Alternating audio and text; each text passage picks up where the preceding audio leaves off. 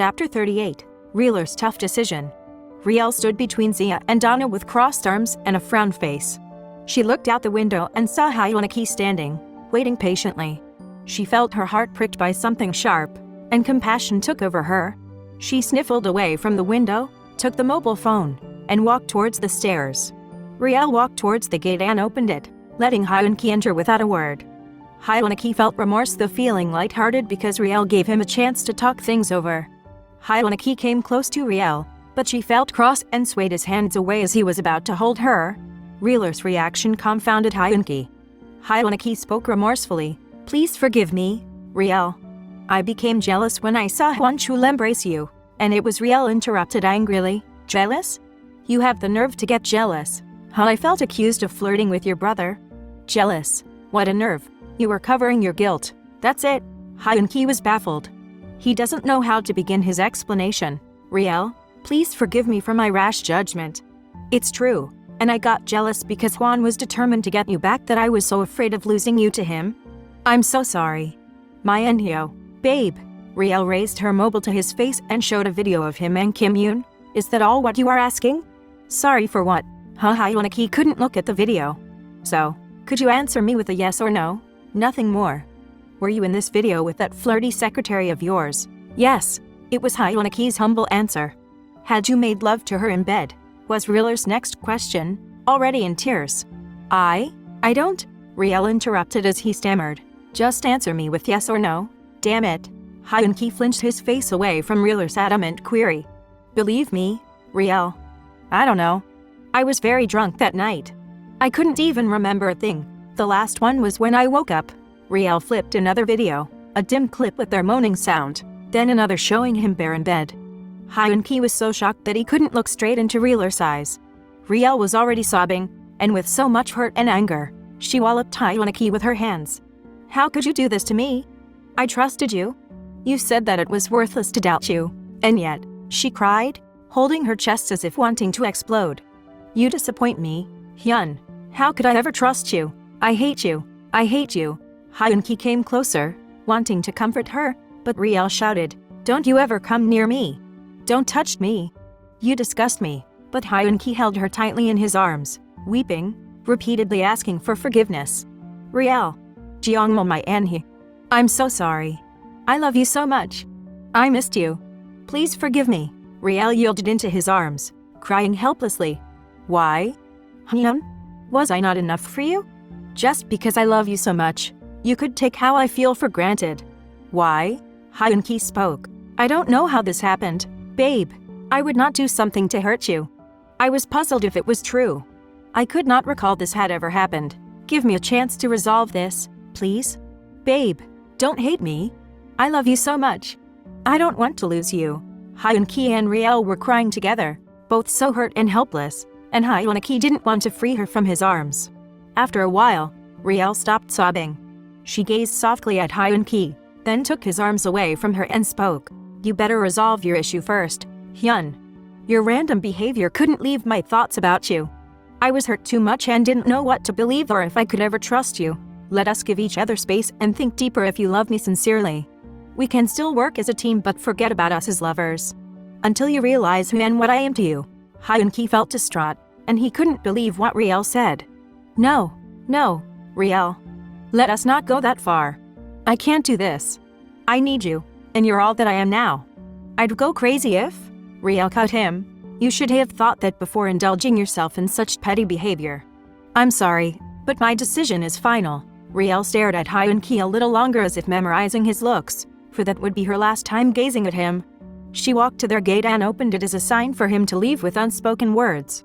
Hyuniki never removed his eyes from Rielle as if summoning her to change her mind, but Rielle looked down, taking a grip on her hold of the gate until Hyuniki was out.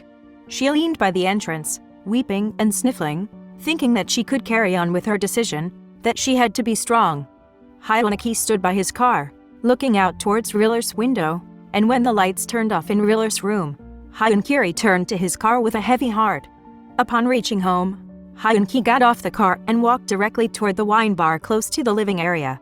He was pouring some wine into his glass when Hwanchul saw him. Hwanchul just got out of the jacuzzi near the swimming pool. He approached Hyun-ki and was a bit troubled by looking at him in a depressed state. "What's the matter, Hyung? Why with that look?" asked Hwan-chul. Hyun-ki kept his silence and continued sipping his wine. Hwan-chul tapped his shoulder and remarked, "I am always here to listen, bro." Hwan-chul squeezed Hyun-ki's shoulder and walked away. On the other hand, Hyun-ki tried to put himself into pieces that night when he got drunk with his American colleagues. He was trying to recall what truly transpired that night, but he couldn't remember. Was I drugged? What were Kim Yoon's true intentions that she had to drug me if it was her? But why? He decided to rest for the night so he could make a better plan in the morning. The following day, Hyun-ki told Juni to fetch Rielle and bring her to the office directly. "Come back for me after. I need to go somewhere else." Juni decided to make a call first to Rielle before picking her up. "I'm sorry, Juni, but I'm already in a cab on my way to the office." "Thank you." Anyway, Juni told Hyun-ki about Rielle's solo travel to the office. He felt sad, asking himself if Rielle would refuse a ride with him from now on. Hyun-ki was determined to find out what truly transpired that night, which was why Hyun-ki couldn't recall anything. Hyun-ki wanted his blood to get examined, so he directed Juni to bring him to a friend's diagnostic clinic. Dr. Gun was there and welcomed him, wondering what the examination was.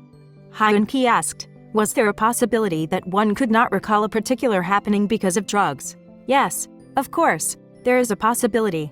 Either it was through injection or mixed in one's drink." "Who was the victim?" Dr. Gun asked. "I was. I went to the US with some American business people. After several meetings with them, I was invited for a few drinks before my return here. Then I could only remember waking up from my hotel room, and I couldn't recall the previous ones anymore." Hyun-ki felt strong in his suspicion that he was drugged. Dr. Gon took his left arm, then his right arm, looked at his neck, then told his nurse to draw his blood to test for drugs. "I would like to wait for the result, Rich, and I must know the result soonest because my reputation is at stake here." Dr. Gon wrote a note, ASAP, and the nurse brought it to the laboratory for tests. While Hyun-ki was waiting for the result, he sat at one corner of the clinic, trying to think about the film shown to him by Hwan-chul and Rielle. He was trying to retrace his actions, but they were futile. While he was considering having drugged, Dr. Gong called for him to his cubicle. "We found ethanol in your blood, showing that someone must have it mixed in your drink. Since I found no marks on your arms or neck, it could be a woman, I presumed. Hyun? Someone who must be obsessed with you. Who will not be obsessed with someone like you? An eligible bachelor, wealthy, a man of influence, and of course, handsome." Dr. Gon grinned.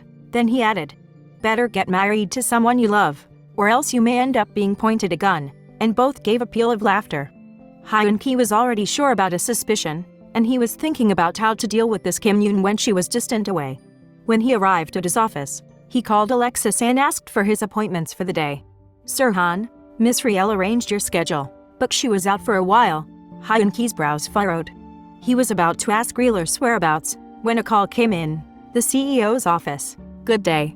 Can I help you?" Alexis asked. "Yes, I am Jeffrey Edwards, and I would like to speak with Hyun-ki." Alexis handed the phone to Hyun-ki, then said, "It was Mr. Edwards, sir." "Yes, Jeffrey. What is the pleasure of this call? Please join us for our lunch meeting today at about 1 p.m. Where are you? And when did you arrive from the US?" Hyun-ki was surprised. "We arrived only this morning. Would it work to meet at lunchtime again?" "I told your secretary about our lunch meeting, so see you then." Rielle came in as soon as Hyun-ki ended the call. "You're asking for me, Mr. Han?" Rielle asked. Hyun-ki's brows met, making pursed lips, then frowned. "Do we have to be formal, too, Rielle? You said we could work as a team, so why the formality? I have given you your space, but do we have to be formal? Could we not be friendly together?" asked Hyun-ki in a soft, gentle tone. Rielle looked at him but shied away as soon as Hyun-ki stared at her straight. "Why was I asked to see you then?" she asked softly, gently. Hyun-ki smiled, felt elated, then said, "There's a lunch meeting that I have to attend, and you must go with me." Rielle was quiet for a second, then nodded and said, "I guess I have too, since it was part of my function. I'll have to patch up then." Hyun-ki was in high spirits and remained smiling, satisfied by how Rielle reacted. Hyun-ki and Rielle finally arrived at the hotel for the lunch meeting with Mr. Edwards and his company. Mr. Edwards, blonde-haired, with blue eyes and good looks, broad-shouldered and tall, and in a sudden jaw-drop look, was stunned at Rielle's beauty. Hyun-ki was proud to introduce Rielle as his girlfriend, but Rielle promptly introduced herself. I am Gabrielle, Mr. Han Hyun-ki's executive assistant Hyun. Ki gave an edgy look, but the men with Mr. Edwards were in disbelief, while Kim Yoon made an envious, squinting look. Hyun-ki, was she indeed your executive assistant? We thought she was your fiancé. Mr. Edwards could not take his eyes away from Rielle, and Hyun-ki became uneasy. Then Mr. Edwards spoke. I am Jeffrey Edwards, a new partner of the core Agent H based in Korea. And by the way, this is my secretary, Kim Yoon. Hi, I'm Kim Yoon. Nice knowing you. With a fake smile, she extended her hand to Rielle, and Rielle, in turn, made a handshake with Kim Yoon, giving a forced smile. Rielle and Kim Yoon came face to face at last. Whatever Rielle is thinking, your guess might be correct.